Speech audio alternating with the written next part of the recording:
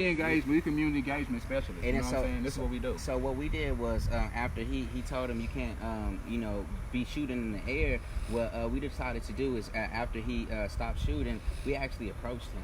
We actually tried to speak with him and his girlfriend, and Yafeuh gave him his number, told him to reach out if you have any concerns, because we'd like to get to know you and we'd like to connect you to resources. So a lot of people are saying, oh, well, what if a shooting happens or crime takes place? We actually handled that, and it started with him by just engaging him. I mean, that's what people need sometimes, to be heard. And exactly. Like someone and something just to be made clear. Did you get all that? I just texted you. We don't engage or call the police department for anything. We feel that any problems that we have in our community, we can handle it in our community ourselves. Right. Why do you feel like that, though? Because the thing about it is the people lose confidence in you when you deal with the police. I've been that's been history.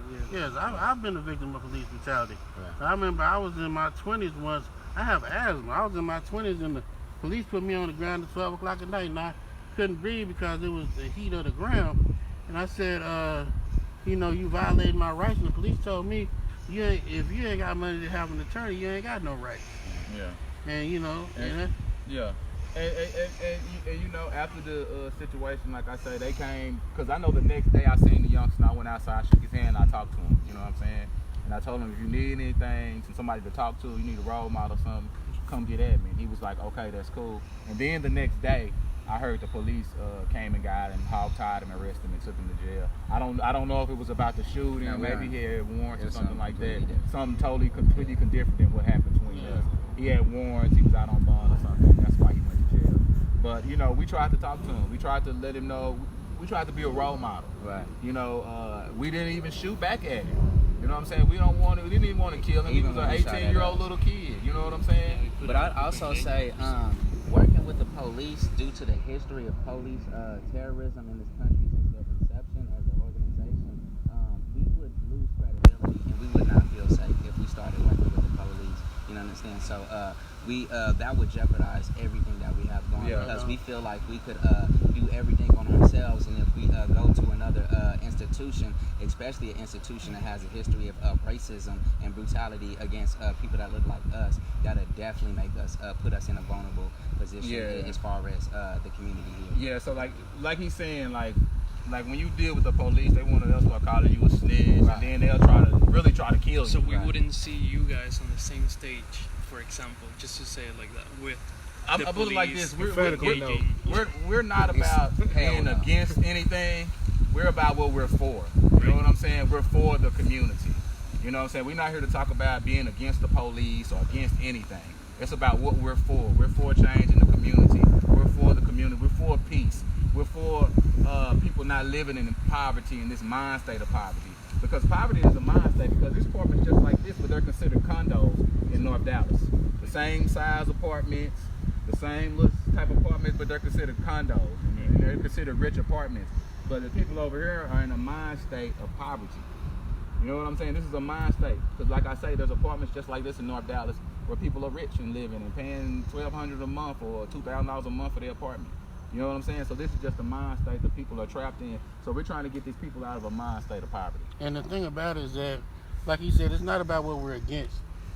It's about the fact that you do not, they say insanity is repeating the same thing over again, expecting a different effect. That's right. What the police are doing is not effective. If it would be, you have, look at what we're talking about here. They've been in these apartments for a month, and they've totally turned these apartments around. The police have been patrolling and doing their thing for years, and you have murders and things like that. So it's not about being anti-police or anything like that. It's about that we're doing what works. And what works is a community engagement. We're talking about creating a whole new paradigm. The police has been neutralized as far as the people have any confidence in that. People get robbed and killed and won't even call the police. They won't. Over here. It's like when we got shot at. Nobody calls the police. They get robbed all the time and don't call the police because they're more scared of the police than they are scared of the criminal. It's just like what happened in El Paso. People got shot and wouldn't even go to the hospital because they were scared ICE was going to arrest them based on their immigration status. Right. We hear a lot of those stories. So you understand? So the same thing is going on in the black community. They scared. You might get shot, but you might have a warrant. You might get shot, or you know what I'm saying? You don't. It's just a lot of reasons. The victim all the time. So we're not over here being anti-police. We're pro things. We're pro community. We're pro community engagement. We're pro the community coming together and solving problems. And I like, want. What you about to say? No, I was just gonna say that there is a police station about like 2 miles or about 2 miles from here. It's close. Right, it's very close. So, and all those activities that were going before we got here were still going on, despite the fact that there was a station less about 2.2 miles. See, the criminal element depends on the people's fear of the police in order for them to operate. Right. See, the person who robs and who steals and kills from the community knows that the community is not going to contact the police because they're afraid that if the police come in, that first of all, you live in a poverty condition, which means if this lady up here doesn't have the right things for her children and she gets robbed and the police come, they may call CPS to take her children. Right. Yeah. The criminal recognizes that and says, if I rob them, they're not going to call nobody because there's something going on in their house that they may not want the police to see.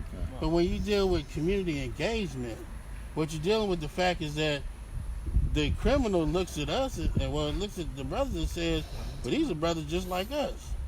And they're out here and they're combating what we're doing, and the people trust them. You know what I'm saying? And they're not afraid. See, the problem is that most people are afraid of criminals.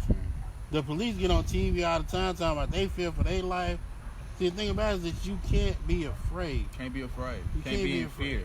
And see, that's what we not in fear for. Like, if we wouldn't be over here for sure. I imagine. You understand? So what we're doing, this is a community engagement. And another thing is, like, when you call the police, they just come and they leave. We stay here. Yeah. Who lives here? You and me. you? Yeah, me, Okay. brother. You know, we stay here. He stays here. Yeah, we all stay here.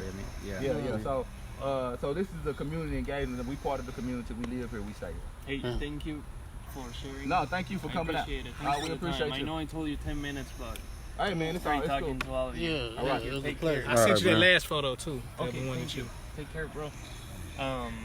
If we have events like backpack drives, community garden, different things like that, we also beautifying the apartments. We can send that to you. Yeah, I wrote you on Facebook, right?